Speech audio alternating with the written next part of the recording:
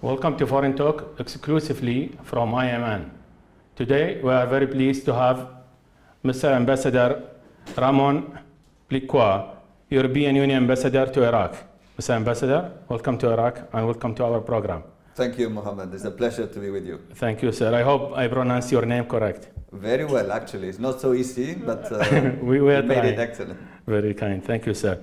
Kindly, Ambassador, if you would like to ask our viewers on the European Union role in Iraq, what exactly European Union doing? Besides, obviously, we know there are a couple of European embassies in Iraq doing their own, own work. Mm-hmm. What's the European role in Iraq? Well, of course, our member states, and we have 14 European Union embassies now in Baghdad. 14. Resident in Baghdad. They have, of course, their own activities and their own programs, their own cooperation. Yes. But the European Union has a different role, especially since the Lisbon Treaty and the creation of the European External Action Service. In our particular case, I would like to underline that this year is a very important year for EU-Iraq relations, because we had the approval of the new EU-Iraq strategy at the beginning of the year. All right. That was presented in January under the auspices of the Prime Minister and in cooperation or in partnership. Also, we are going to have the Partnership and Cooperation Agreement finally entry into force after the summer. It will probably coincide more or less with the formation of the new government, inshallah. Inshallah. And I think those two are very important steps that will really bring the partnership between Iraq and the European Union to a new level. At the same time, we had a very important event that has been the Conference for Iraq Reconstruction and Investment, of which the European Union was one of the co-chairs, together with the World Bank and with the United Nations. That took place in Iraq or somewhere else? In Kuwait. In Kuwait. In Kuwait, last February. Okay, last 2018 February. also.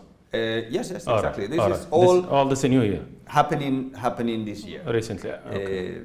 So I think those are very important stepping stones. Yes, sir. The European Union has been a strong ally and partner of Iraq throughout recent years, and we've been one of the most important international donors throughout all the stabilization process.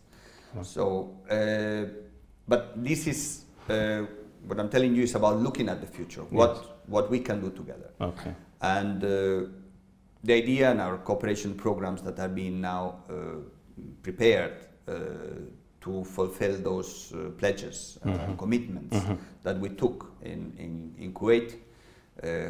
High Representative, Vice President of the European Commission, Federica Mogherini, pledged 400 million in grants from the European Union, and these are going to be implemented in the next 3 years. So we are starting now to put that on the ground. So we have, first of all, the continuation of the efforts for stabilization, the continuation of our humanitarian assistance. There's still nearly 3 million IDPs that are still out of their homes. There's still many important needs that are a result of the conflict, unfortunately, of the recent conflict. Correct. So these have to be addressed, and we will continue that assistance. But we have to look at the future. We have to look at the reconstruction. And our message in Kuwait was the importance of human reconstruction. Iraq is a country that is rich in resources, is rich in human capital.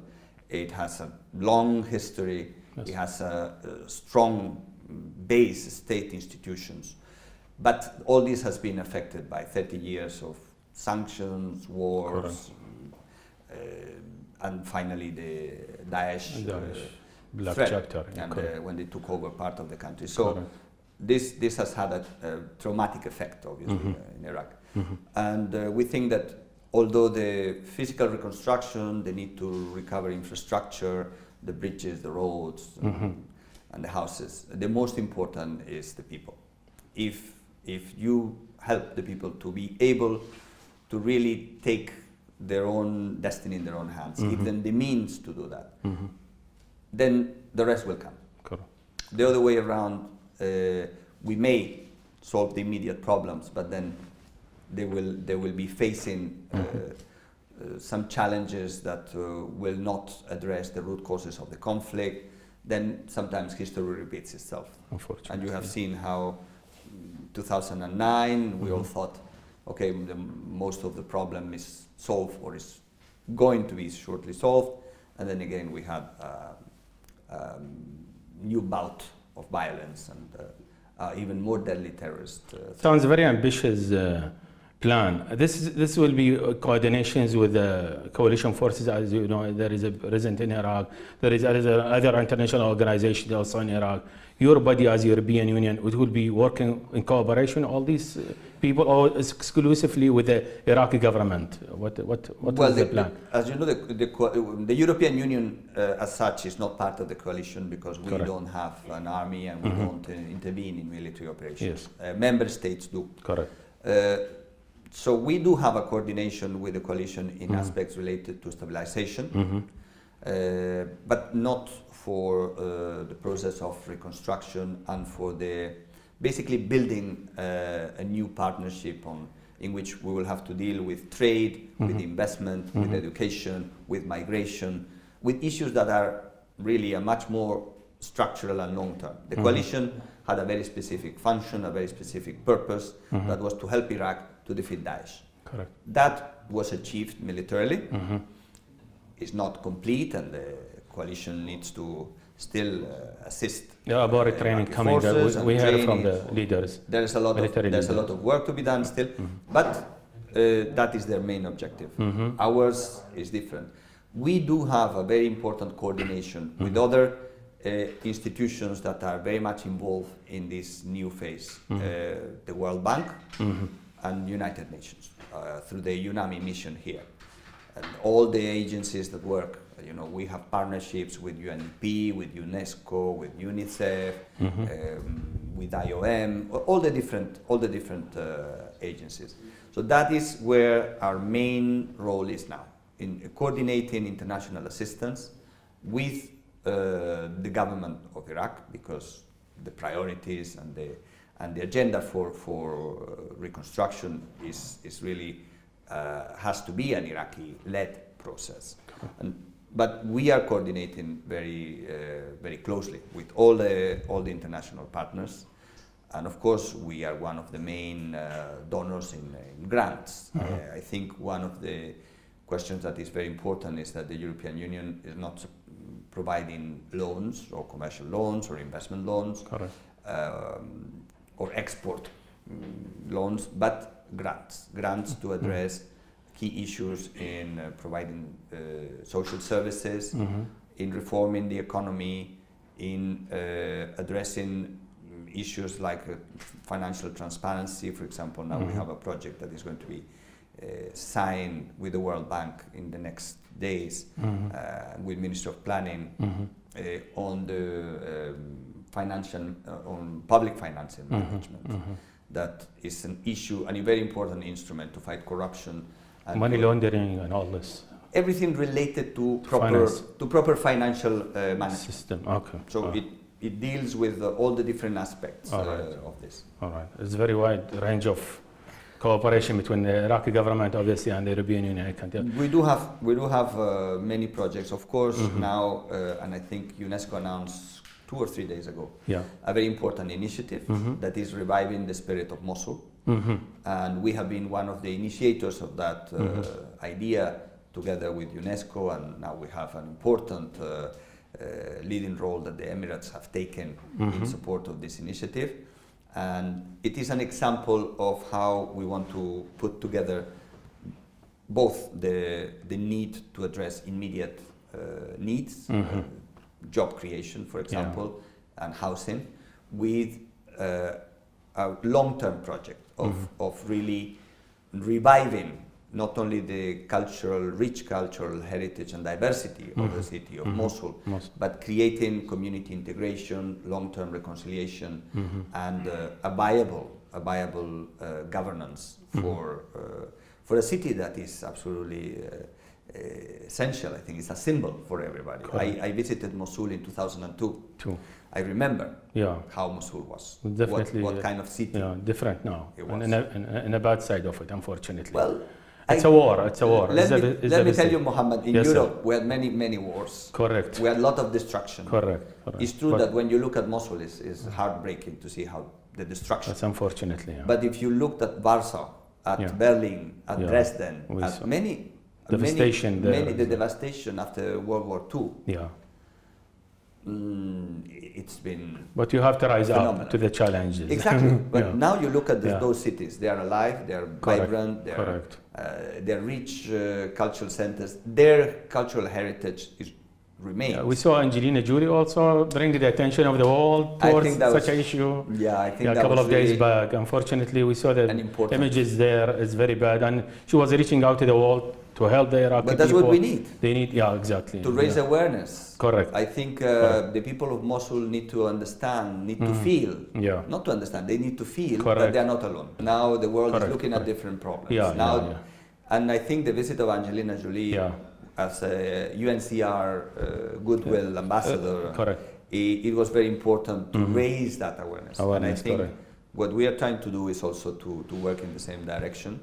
And the initiative that UNESCO is going to launch in Paris in September is going to be also important. But what we need also to do is to reach out to the people of Mosul, to make sure that they realize what is going to happen. It's not going to be quick, it's not going to be easy. Correct. There's no quicks for that. But they are not going to be alone, and the international community will be there supporting them. We saw initiatives, small initiatives here and there about the universities, about the heritage of the Mosul and the buildings, rebuilding the things. But we are very grateful for everybody's help. But I think it's not only our assistance that is important. I think the example, what the European Union means, is basically a project. Yes. That rised from the destruction of the Second World War, from centuries of fighting between European countries, to a new project, some new hope in the future, and former enemies could be friends. Just join together. Correct. At the beginning, it may not be common interest. It not be that easy. That's a fact. So there's mistrust, and you have to overcome your feelings, and still all European countries. But you're lost. All European countries still feel rivalries and antipathies towards different, each country. There's all that. But there is a common interest for everyone. No, but there is a basic agreement that we need to work together, and we need to share the same objectives. We need to put aside our differences. Yes. And I think that's what the European Union is all about. There's of course a lot of criticism sometimes of the failures of the European Union as a project, and some people point at a lack of efficiency in one thing, they're slow in some others, they don't address some concerns, but if you look at the achievements that this dream has made possible, became true. It is incredible.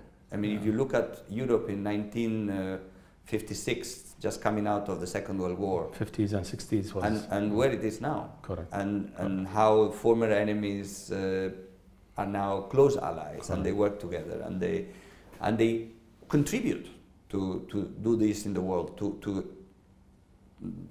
present this to the world. So I think that's also something I like to say. The European Union is not here to give lessons and to solve things and to arrange the problems. It is more than anything else. It's an example of what people can do when they put aside their difference and they decide to work together and they have a common purpose. We'll take a short break. I will be right back. Thank you.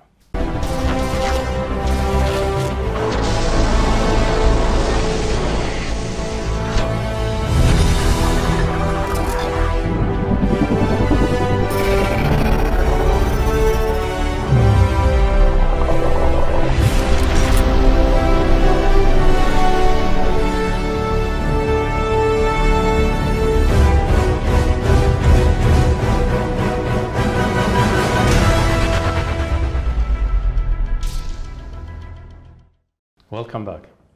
Mr. Ambassador, we were talking earlier about the cooperation and the help of the EU towards the rebuilding Iraq and helping every way they can.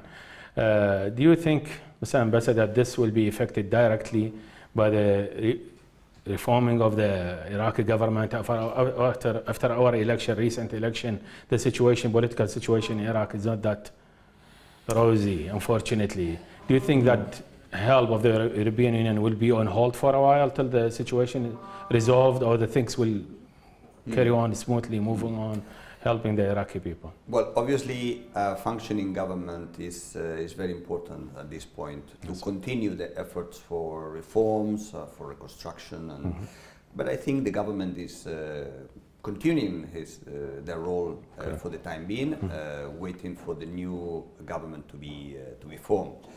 It's true that we are now going through a situation of political impasse.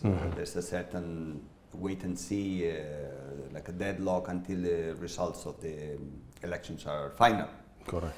But I think that with all the ups and downs we have lived through these recent weeks, now the process has taken an institutional path, and they are being addressed. The irregularities are being investigated.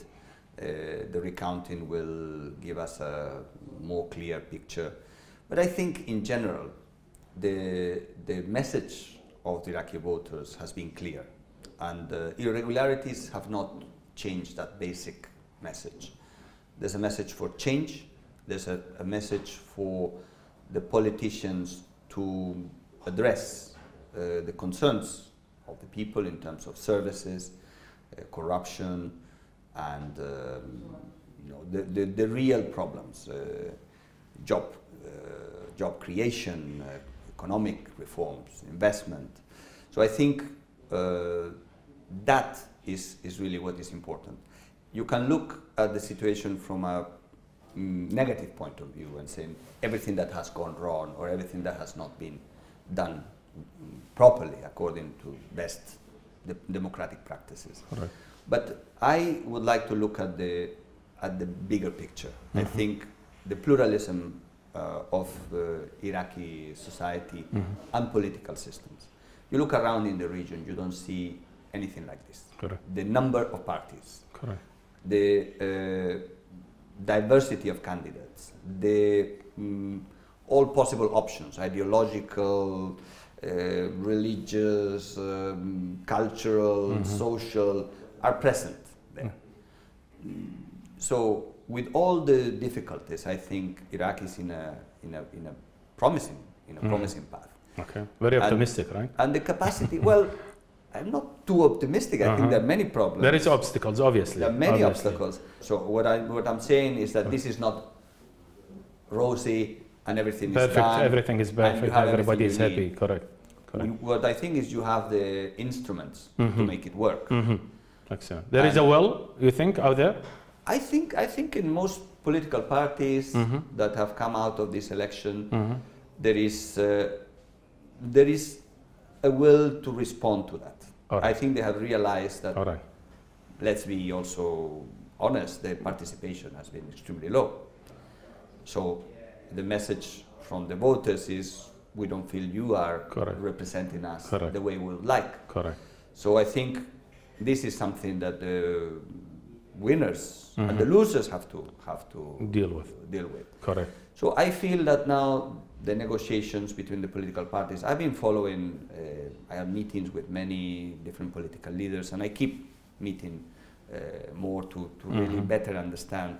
And our message from the European Union is basically that we are supporting the democratic process that is ongoing. Yeah. We trust the institutions can handle and address these problems. The international community will be there to support it, but not to replace it. So, and I think the Iraqi institutions are doing their job, and they're trying to respond to this. The way that the parliament reacted, the way the judiciary reacted, well, they are taking their responsibilities and they're moving ahead. We hope that this will be successfui achieved. So we'll tell our people out there, there is a light end of the tunnel. There will be. I think there is. I think there is. And I think the winner, I mean, Sayyid Muqtada al-Sadr, who became... You have met a I couple met of him days? recently, Yeah. and I think he has a clear vision on how to bring his proposals, and he basically insisted that he keeps his commitments in the election, and that negotiations are not going to replace. Most of the politicians I've met with, I find that they really have a good understanding of the situation. I met with the Prime Minister before on the 6th. Today I met with Amr Hakim. I met also... You went with the Kurdish side, I believe? I went to Erbil. The Prime Minister. I see constructive attitude. I see, I think, an interest in really making this work. All right. I also am aware of the limitations and how every single one of them has to deal with many pressures, internal and external. It's not easy. And sometimes it's true that you hear very often the criticism that politicians put their personal interest before general interest. But I am reasonably hopeful that they can do it. What I see is people that are aware of the problems, and I hope the coalition that is formed will be ready to respond to the expectations of the people. Because the situation in the region is dire, is dangerous, is worrying, and Iraq remains one of the most important elements to build again some sort of international, regional security architecture. Everybody's talking about the Iran, the tension between Iran and Saudi Arabia. The Turkish side also is not rosy. Turkey is also uneasy with their own problems, situations, and they are also trying to find ways to respond to the security concerns. The US, of course, remains the main player in all the international equations, and they also have their own demands and their own concerns. So the situation Iraq has now is not the same as 1 year ago, in which most of the international community was working with the same purpose and supporting Iraq to defeat Daesh. Now we're having strong regional rivalries, competing agendas, and Iraqi politicians have to be aware that there's a different international context, and they need to put the general interest of the country before their own particular party or personal concerns, because otherwise they will not have anything left to share. Eye for an eye, you will end up blind, unfortunately. That is an old story in the region, and I think you have a very, very long experience on this. Unfortunate experience. We have our own too. Definitely. We share that. But hopefully we learn from... We know where it leads, and we would like to assist you to avoid that. Such a situation. That's what I meant by chaotic earlier. No. Okay, excellent. So, Mr. Ambassador, you mentioned earlier about your strategy. Your strategy towards the Iraq, helping Iraqi government, Iraqi people, obviously, is the main target.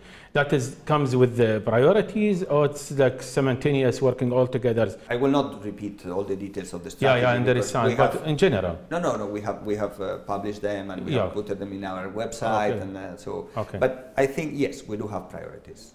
We have identified the main challenges. Exactly, that's my question. So we want to go, because it's impossible, I mean, the European Union may have a lot of resources, is an important player. Definitely. Has 28 member states that are among the most important economical power, correct. In trade, and so we do have a capacity to operate, but not even the biggest power can really address every single thing at the same time. Definitely. I think that's why we have to take our priorities, and we identified 5 main areas in which we need to really focus concentrate our efforts. Correct. All right. Obviously, the support for the political reforms to make the Iraqi democracy stronger, to strengthen democratic culture. I think is something that needs to be done, because that will allow Iraqis to really define their own priorities and address them. Because I think at the end of the day, Iraq has the means, the resources, and the human capital to really address their own problems. I mean, I remember I've been in the region long, so Iraq was one of the main players. Correct. Was actually financing initiatives in other countries. Correct. So it's not an example that is so far away. The second is of course economic reforms. Unfortunately, Iraq has developed oil-dependent economy, the rentier states, in which basically you just share the revenue of the revenues oil. Correct. in different ways according and to you spend it and you end up with nothing. To political, social arrangements. And I think Iraq needs to realize that that is not enough of a foundation for the future, especially with a population that is now 70% under 30 years of age, that cannot find jobs in the public sector. Young generations. Young generation. So what answers are they going to have? Because they are not going to be able to enter anymore into the bureaucracy. So the state cannot really cover for that. Correct. And they are not having economic opportunities. So I think we need to create those economic opportunities.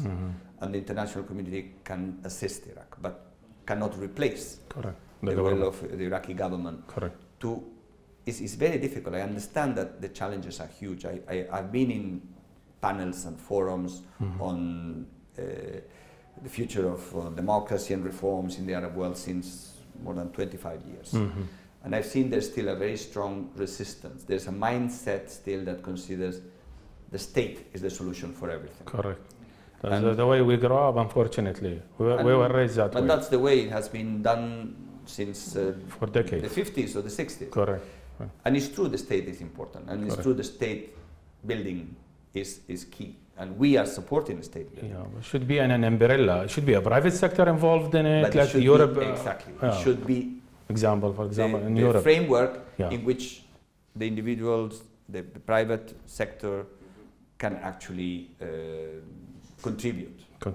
And there are many laws and regulations, big and small. Sometimes they're on local level that make it very difficult. So I think we need to change the mentality, the mindset. It's important to change the legal framework, and I think the government has done an important job in that, and they're really trying to push this agenda of reforms. But there's also a need to make this go all the way to the local governments, to the municipalities, and promote this at the local level. You know, business incubators. Start from the foundation, from the base, and go up. Absolutely. It's not from up and down. Business incubators, promotion of small and medium enterprises, you know, investment, public investment can facilitate. Also the infrastructure is important, but you know, basically there's some limitations that have to be eased and removed. I think the mentality and the mindset is the main one. It's not only the physical or infrastructure obstacles that make it difficult. Sometimes is the mindset. It's the mindset. If we still think in that way, that an investor is basically a predator that is coming to take advantage, then you cannot facilitate private investment. I think media also should work and put a great role in it. I think the media is very important on this, because what you need is to basically hail the success stories. There are so many successful Iraqi investors, so many successful Iraqi entrepreneurs outside of Iraq. Why they prosper outside? Maybe why they are bureaucracy and all why they make fortunes in London, in Amman. They face obstacles here, unfortunately. In Dubai. The situation, the setup itself is not the right environment for them to. Exactly, but you know, I think one of the first things has to be in the change of perceptions, because it's like with corruption. Everybody can say investment is good, corruption is bad. But if then in the social sphere, you know, you actually participate, even in a small scale, in the corruption system, and you don't consider that a corrupt politician is actually somebody that is different from you, but you would like to take his place. And you will do the same if you are in that chair. When you criticize the corrupt politician, actually you want to replace him. then nothing will be done. And if you see an investor or somebody who is successful, he must have done something wrong. He must have been fishy or been into fishy deals or have done. Correct. Then you are basically not going to move forward. Correct. So I think that's why the mindset is important. But then people must have the means to do it. Correct. So that is where we can help. And that's why we're doing different projects in support of the reform, of the economic reforms. And we are going to also invest. And we are now the first donor in education. And I think education is an important essential step, because let's not forget Iraq had the best education system in the Middle East. Correct. So we have a base to rebuild. We have something that we can build on. Correct. But it needs resources, it needs support, it needs obviously to be given the priority. What I see sometimes in countries in crisis, in countries that are facing economic difficulties, education is out of the main priorities. You always see there's something more urgent. Correct. Because it's true, education works a very long term. Correct. It's an investment for many years. And normally it's like neglected, left behind. And then your foundation is wrong, you cannot build correct society. Absolutely. You're very right. Teachers are not well paid.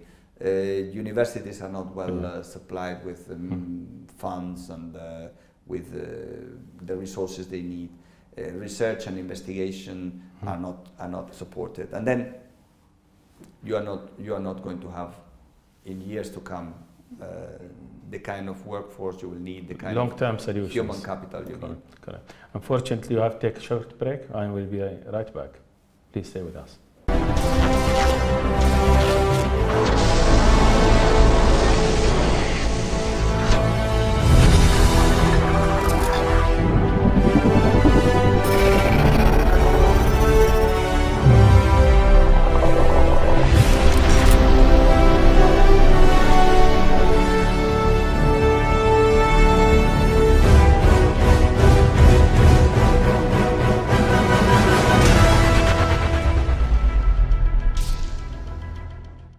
Welcome back. Mr. Ambassador, if we horizon our conversation a little bit, we go towards the border, Iraqi border. There we have so many issues there. If we're talking about the Syrian security concerns for the Iraqi people and the Iraqi government, if we talk about the Turkish border, also we have issues with the security concerns. We have some Turkish forces in Iraq, and we have also the water situation, crises. As you know, you're very much aware of the situation. Tell us, please, what the European Union doing in that part, that share, to help the Iraqi people, the Iraqi government. Well, I mean, it's true. Iraq is in a very dangerous neighborhood, and there are many trouble and spots, and there are many problems still going on. In your northern borders, obviously, there's still two conflicts. One is still the remaining of the fight against Daesh. And actually, Iraq has even taken some military actions across their border. Correct. The Syrian. Correct. That's correct. And we have the problem of the PKK and the conflict with the Turkish government. With the Turkish government on the other side. Correct. And the Turkish government is acting in pursuit of some of the fighters, these elements, and that creates obviously tensions in the borders. Unfortunately, Iraq in the middle of this. Iraq is in the middle of it, and there's no way to avoid it. I think that Iraq has taken a very, I think, sensible approach, trying to, on one hand, convince its neighbors that not to take actions that will destabilize Iraq, and at the same time offer them that no action from Iraq will interfere or will try to destabilize their countries.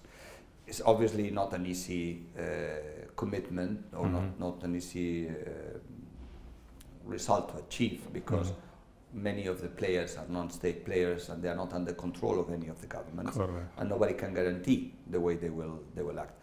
But I think the main policy line that has been to keep to play a balancing act between the regional players and to avoid engaging into one side against the other has given good results. All right.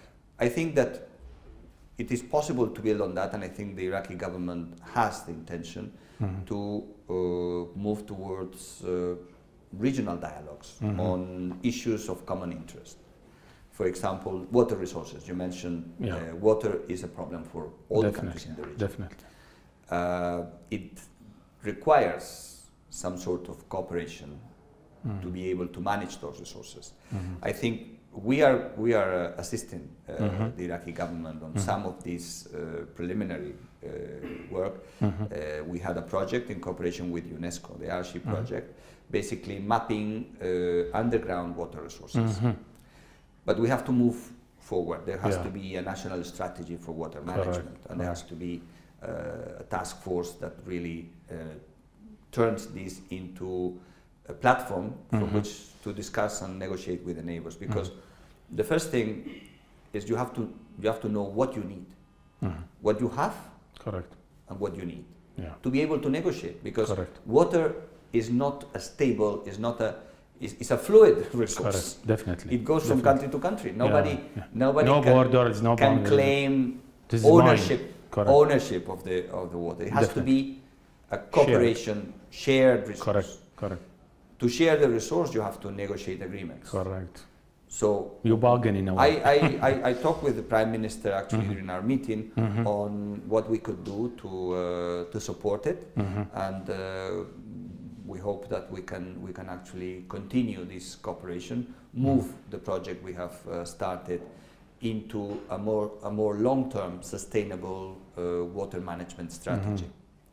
So we're certainly there to help. The Turkish forces in Iraq, is it the word you use is very diplomatic, sensible approach? Is not soft approach, you think? Sensible? I think it's a sensible approach. I think it's realistic because the same way Iraqi forces are now sometimes acting across the border in Syria. To protect their people and their interests, the Turks are saying the same thing. The question is that certainly it is very dangerous because it can turn into a conflict. And that is what has to be prevented. So fight against terrorism is a very let's say vague term that sometimes can actually be diverted into other interests. So what it has to be clear is that that fight is done in cooperation with between neighboring countries with a clear objective, and does not then turn into increases the mistrust between neighbors. What are the ultimate or the ulterior motives of these operations? So as much as the Iraqi government can take control of their borders and can secure their borders, that will be obviously the best way to prevent these incidents from escalating and to reach some sort of agreements. We all know that border is difficult to control, and also the resources of the Iraqi armed forces are now used against Daesh, so there's no much of a choice. So I think the government is taking a sensible approach, trying to address this in a manner in which it will prevent escalation, and it will try to increase the control of their borders. But it will, I mean, we have, as you know, the European Union Advisory Mission for Security Sector Reform, and one of the things that is going to be included in the extension of their mandate is border control. So we are ready to assist and support the government of Iraq on border control. Border control refers not only terrorism or security issues, refers also to organized crime, to migration, and to revenues, because it's about import duties and taxes, something that will eventually contribute to increase the revenue of the state, the revenues of the provinces. So I think that is also a matter of the negotiations and agreements that have to be finalized between the federal government and the KRG. So it's a very important issue, and we are certainly ready to assist on this. Mr. Ambassador, you emphasize very clear the security concerns, and I quote what you have said once, that European security begins from Iraq, end of quote. Sure.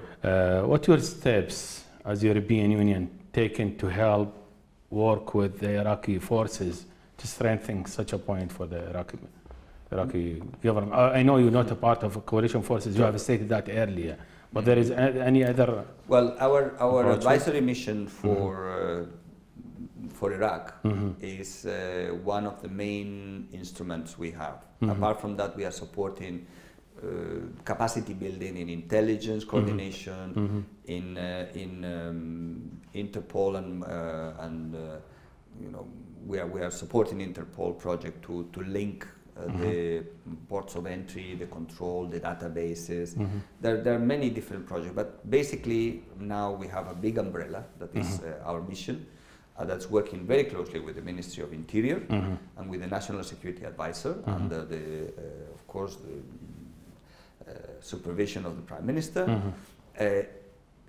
to really build the capacity for Iraqi security services to take control of the situation, because that addresses many of the issues I mentioned before. Because organized crime, the only problem of Iraq is not terrorism. I mean, you have a lot of problems with organized crime that are connected. Correct. And eventually will reinforce or increase the size of these problems. Unless we fight. So that is the main thing. And the second is political, is stability. It's contribution to stability, to regional dialogue, to avoid escalation of conflicts.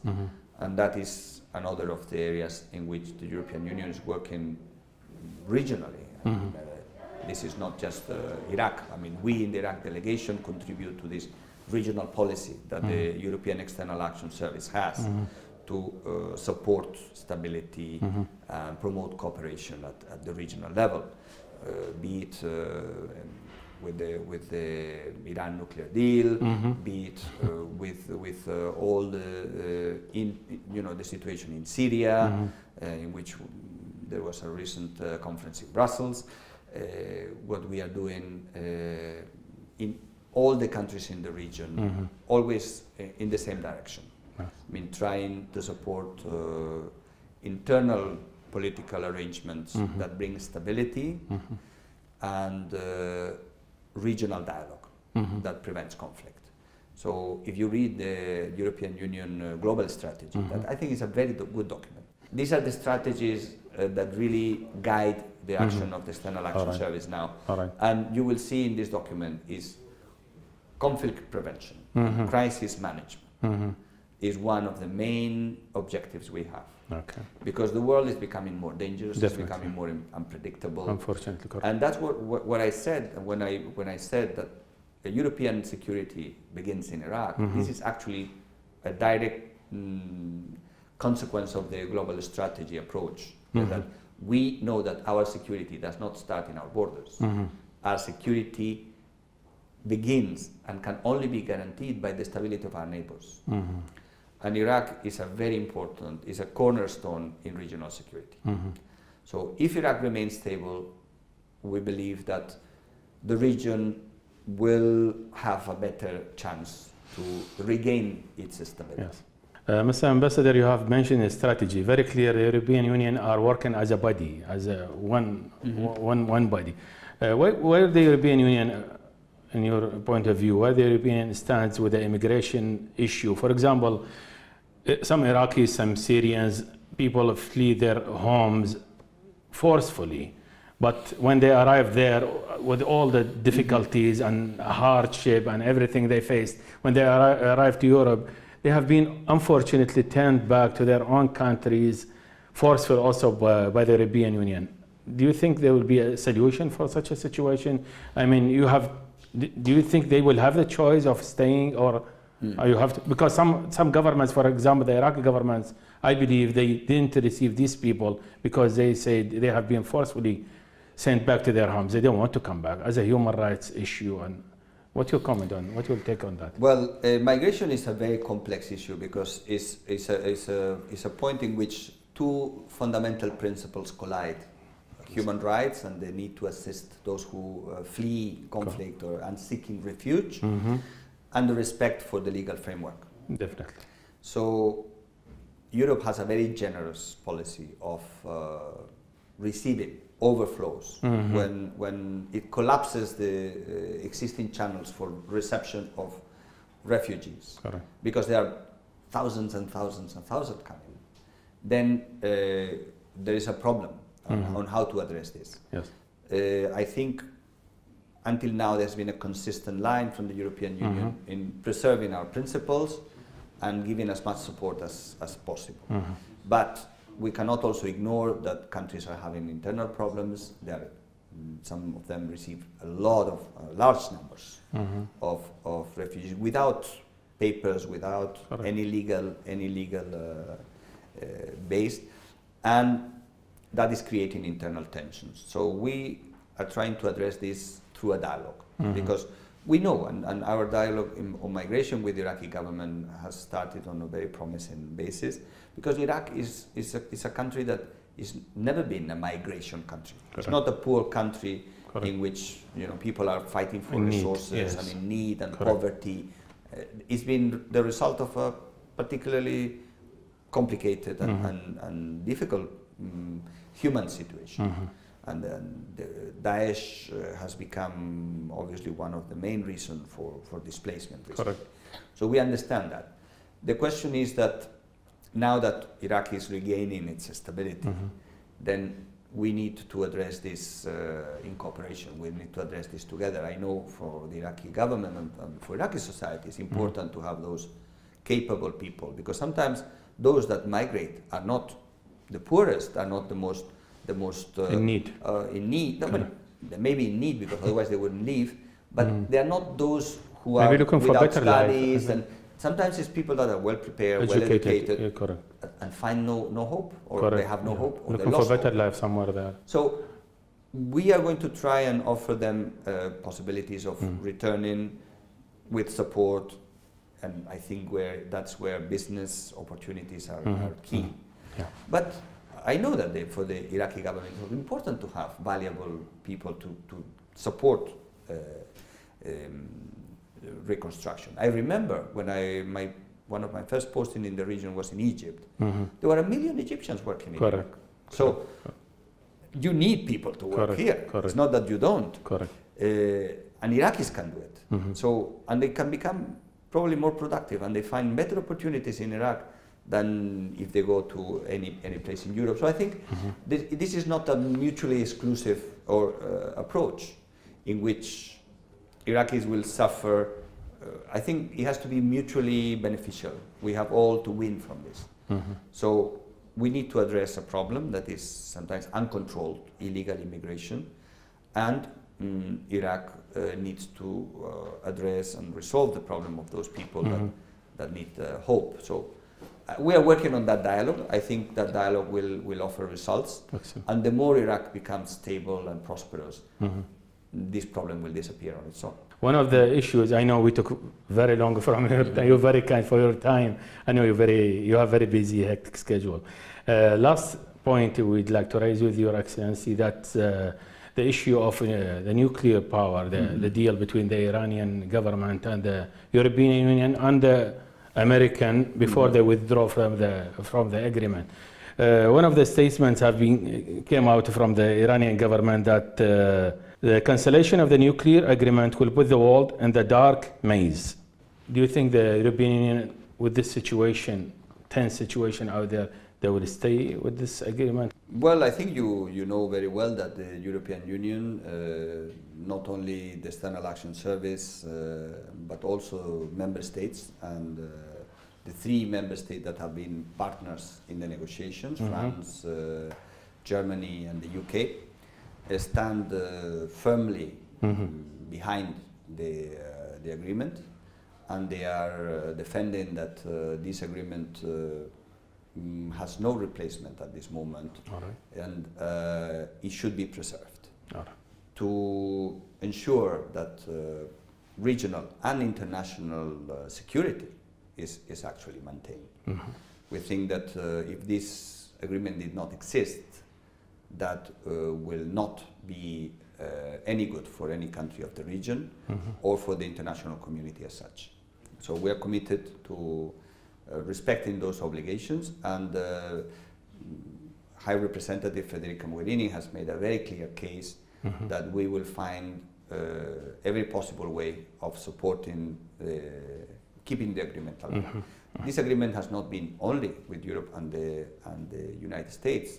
It's an agreement that includes the whole Security Council, the international community as such, and there is a resolution from the Security Council supporting it, and there is the role of the United Nations in supervising it. So it's the whole international community that is involved. We regret the decision that has been taken by the US administration, but we hope the agreement can survive and can be preserved, and we hope that that will keep Iran fulfilling the obligations and the commitments that they took under the agreement. We think that that's essential for the stability and the security of the region. Thank you so very much for your time, dear sir, Mr. Ambassador. That was a pleasure. My pleasure. Thank you very much for watching. I will see you next time. Thank you.